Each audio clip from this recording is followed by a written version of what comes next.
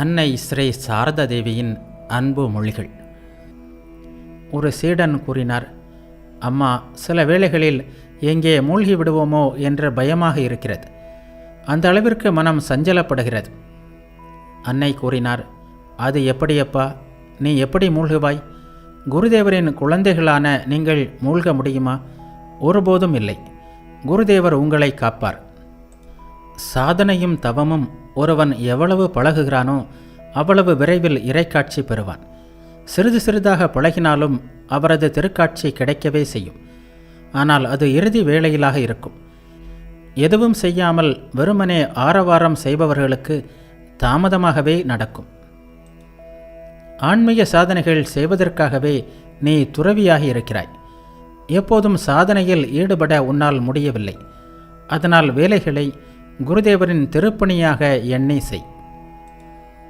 இறைவனின் திருநாமத்தில் ஈடுபடுவதற்காக நீ உலகை துறந்தாய்.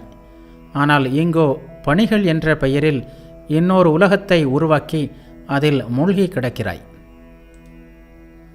இந்த உடம்பின் மூலம் என்னென்ன செய்ய வேண்டும் என்று குருதேவர் திருவுள்ளம் கொண்டிருந்தாரோ அவையெல்லாம் நிறைவுற்று விட்டதென்றுதான் தோன்றுகிறது. இப்போது மனம் எப்போதும் அவரையே நாடுகிறது. வேறெதுவும் பிடிக்கவில்லை. ஏன் இவ்வளவு கவலைப்படுகிறாய்? உங்களையெல்லாம் அவரது திருப்பாதங்களில் அல்லவா சமர்ப்பித்திருக்கிறேன். நீங்கள் அந்த வட்டத்திற்குள் தான் சுழன்றாக வேண்டும்.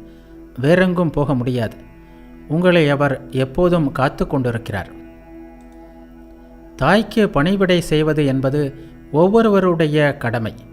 அதிலும் மனித குலத்திற்கே சேவை செய்வதற்காக இங்கே வந்துள்ள நீங்கள் கட்டாயம் தாயை போற்றியாக வேண்டும்.